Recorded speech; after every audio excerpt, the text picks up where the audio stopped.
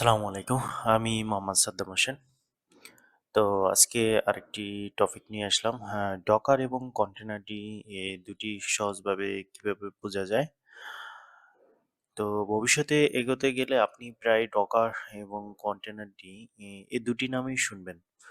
পুরোনো ব্লগ বা ডকুমেন্টেশন পড়লে দেখবেন যে কুবারনেটিসের সাথে ডকারের নাম উল্লেখ আছে। আর নতুন ব্লগগুলোতে হচ্ছে কন্টেনারটি বেশি দেখা যায়। তখন স্বাভাবিকভাবে মনে প্রশ্ন আসবে যে এই দুইটির ভিতর পার্থক্য কি?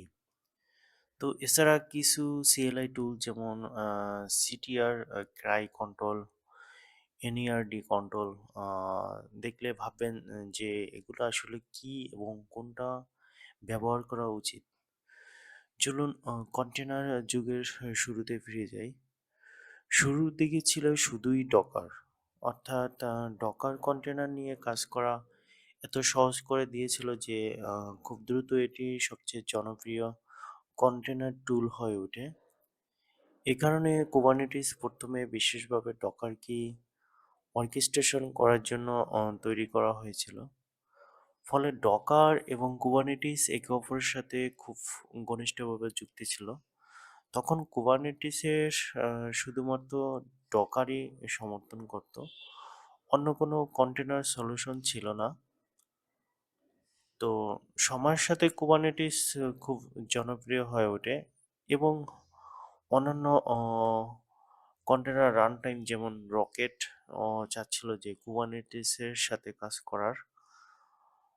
তখন কুবারনেটিস ব্যবহারকারীদের প্রয়োজন হয় ডকার ছাড়াও অন্য রান টাইম ব্যবহার করার। এ কারণে কুবারনেটিস একটি ইন্টারফেস চালু করে যার নাম কন্টেনার রান টাইম ইন্টারফেস, সংক্ষেপে সিআরআই। সিআরআই এমন একটি ইন্টারফেস যা যে কোনো ভেন্ডরকে কুবারনেটিসের কন্টেনার রানটাইম হিসেবে কাজ করার সুযোগ করে দেয়, যদি তারা ওসিআই অর্থাৎ ওপেন কন্টেনার ইনিশিয়েটিভ স্ট্যান্ডার্ড অনুসরণ করে। তো ওসিআই স্ট্যান্ডার্ড মূলত দুইটি অংশ নিয়ে গঠিত।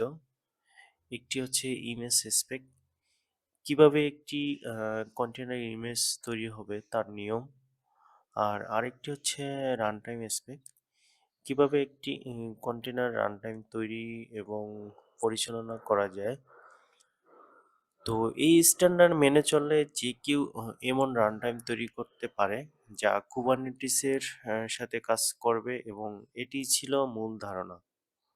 ফলে ওসিএ স্ট্যান্ডার্ড মেনে তৈরি করা রান টাইম যেমন রকেট ইত্যাদি সিআরআই এর মাধ্যমে কুবারনেটিস দ্বারা সমর্থিত হয়। কিন্তু ডকারের ক্ষেত্রে সমস্যা ছিল। ডকার তৈরি হয়েছিল সিআরআই আসার অনেক আগে, তাই এটি সিআরআই স্ট্যান্ডার্ড সাপোর্ট করার জন্য তৈরি করা হয়নি। তবুও ডকার তখন সবচেয়ে বেশি ব্যবহৃত হতো কন্টেনার টুল হিসেবে। তো এই কারণে কুবারনেটিস ডকার সাপোর্ট চালিয়ে যেতে হয়। এই জন্য কুবারনেটিস একটি অস্থায়ী সমাধান আনে যাকে বলা হয় ডকার শিম। ডকার শিম ছিল একটি সাময়িক ওয়ার্ক অ্যারাউন্ড যার মাধ্যমে ডকার সিআরআই ছাড়াই কুবারনেটিস এর সাথে কাজ করতে পারত। ফলে অন্য রান টাইমগুলো যেমন ফলে অন্য রান টাইম যেখানে সিআরআই ব্যবহার করত, ডকার সেখানে আলাদা পদ্ধতিতে চলতো। তো ডকার আসলে কি? তো ডকার শুধু একটি কন্টেনার রান টাইম নয়, এটি অনেকগুলো টুলের সমষ্টি, যেমন Docker CLI, Docker API, image build tool, বলিয়ান support, authentication and security, container runtime, runc, এবং রান সি পরিচালনার ডেমন অর্থাৎ কন্টেনার ডি। কন্টেনার ডি নিজেই সিআরআই কম্পাটিবল এবং কুবারনেটিসের সাথে সরাসরি কাজ করতে পারে, অর্থাৎ কন্টেনার ডি আলাদাভাবে রান টাইম হিসেবে ব্যবহার করা যায় ডকার ছাড়াই। তো এইভাবেই কন্টেনার ডি আলাদা একটি রান টাইম হিসেবে দাঁড়ায় এবং ডকার আলাদা একটি প্ল্যাটফর্ম হিসেবে থাকে। আচ্ছা, তাহলে কন্টেনার ডি এখন কি? কন্টেনারটি একটি স্বাধীন প্রজেক্ট এবং এটি ক্লাউড নেটিভ কম্পিউটিং ফাউন্ডেশনের গ্র্যাজুয়েট মেম্বার। এখন ডকার ইনস্টল না করলেই শুধু কন্টেনারটি আলাদাভাবে ইনস্টল করা যায়। যদি ডকারের অতিরিক্ত ফিচার দরকার না হয় তাহলে শুধু কন্টেনারটি ব্যবহার করলেই চলে।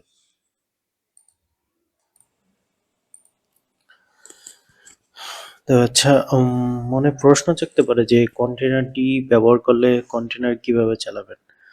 ডকার থাকলে আমরা ডকার রান ব্যবহার করতাম, কিন্তু ডকার না থাকলে আসলে কি হতো।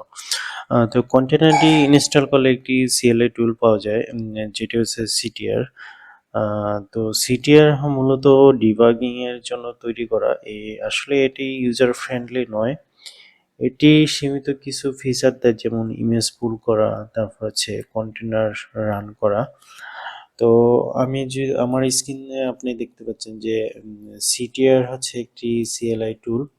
তো আমি যদি সিটিআর মাধ্যমে একটি ইমেজ পুল করি, sudo ctr ইমেজ পুল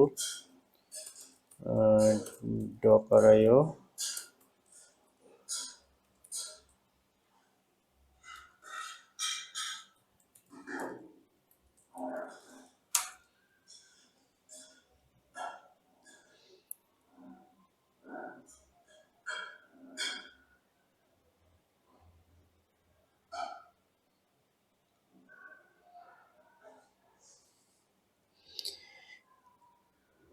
আচ্ছা, এখানে আমার ইমেজটি ফুল হয়ে গেছে। এরপর হচ্ছে এই ইমেজ থেকে আমি হচ্ছে একটি কন্টেনার রান করব।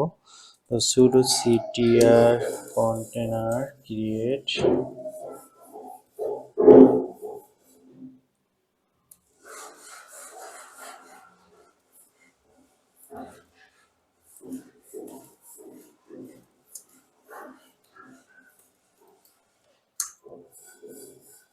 আচ্ছা, এই নামে অলরেডি একটি কন্টেনার আছে। তো কন্টেনারটি রানিং কিনা আমি হচ্ছে sudo ctr tags list বা ls। হ্যাঁ, তো এটি আমার হচ্ছে কন্টেনারটি রানিং আছে কিনা সেটি আমি হচ্ছে লিস্ট আকারে দেখলাম। তো তবে সিটিআর প্রোডাকশন এনভায়রনমেন্ট কন্টেনার চালানো বা ম্যানেজ করার জন্য উপযুক্ত নয়। এটি মূলত ডিবাগিং টুল। তো এরপরে আসি হচ্ছে ক্রাই কন্ট্রোল। আরেকটি গুরুত্বপূর্ণ টুল হলো ক্রাই কন্ট্রোল। আগেই বলেছি, যেমন সিআরআই হলো কুবারনেটিসের কন্টেনার রানটাইম ইন্টারফেস, আর ক্রাই কন্ট্রোল হলো সেই সিআরআই কম্পাটিবল রানটাইমের সাথে কাজ করার কমন লাইন ইউটিলিটি।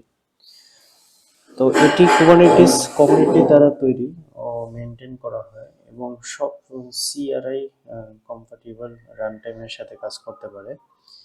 এই টুল কিউবলেটের সাথে সম্পর্কিত। কিউবলেট নোডে নির্দিষ্ট সংখ্যক পড বা কন্টেনার চালু আছে কিনা তা নিশ্চিত করে।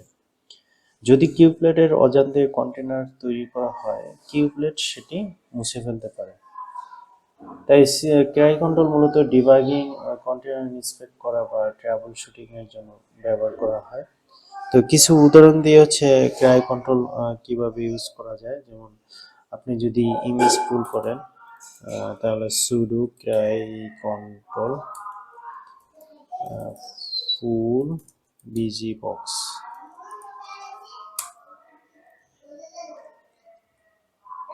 এরপর ইমেজ আমরা যদি লিস্টগুলো দেখি, sudo cry control images।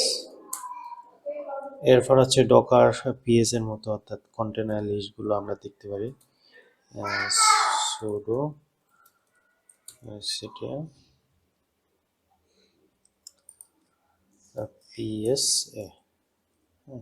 এরপর কন্টেনার লগ যদি আমরা সেম ভাবে ডকার মতো দেখতে পারি, যেমন sudo cry control logs container নিয়ে অথবা কন্টেনার আইডি।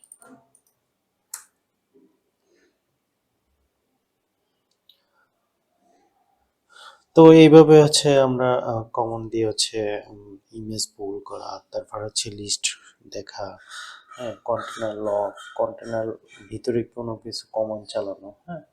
তো এইভাবে আমরা ক্রাই কন্ট্রোলের মাধ্যমে দেখতে পারি।